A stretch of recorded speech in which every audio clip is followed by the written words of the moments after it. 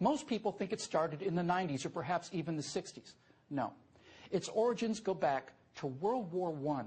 Now, prior to the Great War, Karl Marx predicted that the workers of the world, united by class consciousness, would arise as one and overthrow national identities and bring about the paradise on earth of world communism.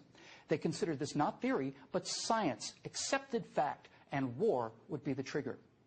War came.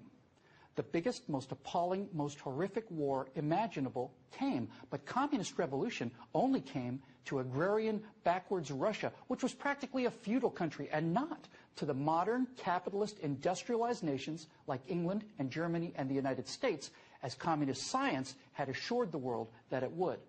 Now, as the dust settled on the Great War, a group of Marxist philosophers decided to form an institute, a think tank, to analyze what had gone wrong.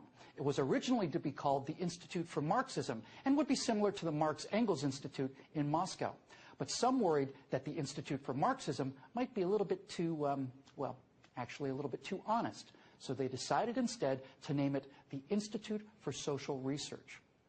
Based at Frankfurt University in Germany, the Institute for Social Research opened its doors on July 22, 1924, and over a short period of time, this Marxist brain trust became known simply as the Frankfurt School.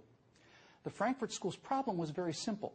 The workers, seduced by the material successes and general prosperity provided by capitalism, were too blinded, that's the word they often used, blinded, by this prosperity and relative well-being to recognize their class consciousness and bring about the communist revolution.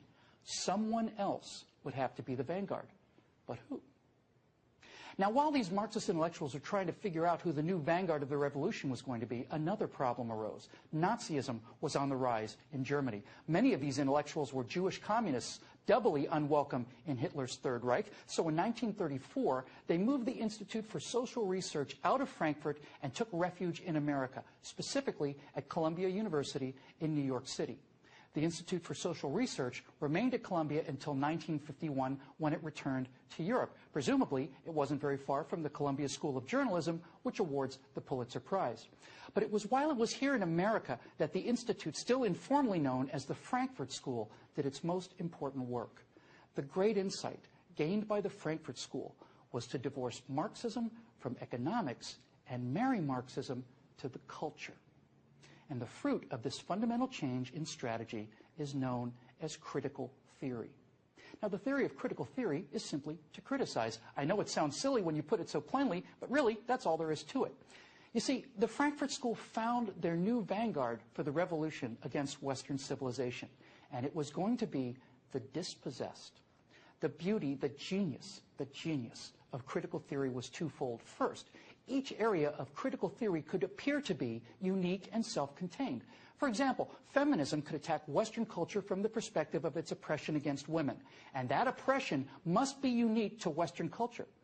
No mention was made of what the ancient Chinese or the Aztecs or the Persians or anyone else, how they had treated women. Only the oppression of women in the West was on the table.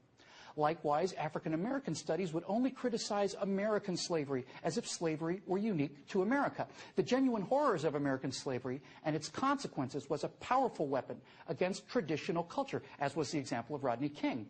But to quote the black African King Gezo, who said in the 1840s, quote, "The slave trade is the ruling principle of my people. It is the source and the glory of all their wealth. The mother lulls the child to sleep with notes of triumph over an enemy reduced to slavery."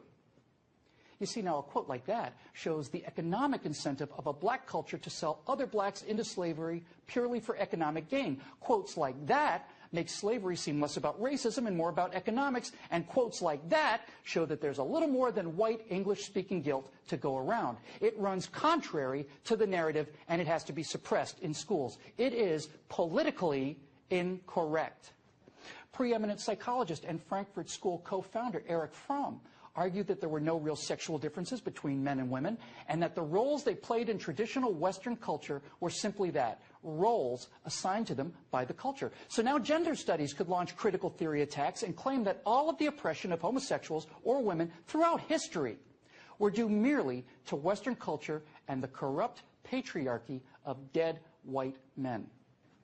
Dead white men laid the philosophical foundation for the United States of America. If capitalism had triumphed where Marxism had failed, the only way left to bring down this edifice of success and prosperity was to go to the root morality that it was based upon and attack it from all sides. Gender studies, radical feminism, African studies, Native American studies, the deconstruction of classical literature to show racism or sexism or whatever other useful ism for philosophies that didn't even exist at the time of their writing.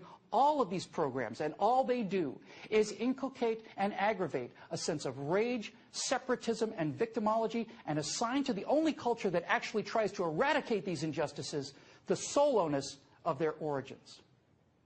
Now, I said that critical theory was brilliant strategy in two ways. The first being that it launched multiple, apparently unconnected attacks against the dominant culture. But the real source of its power and genius, however, is that the criticism never demands an alternative.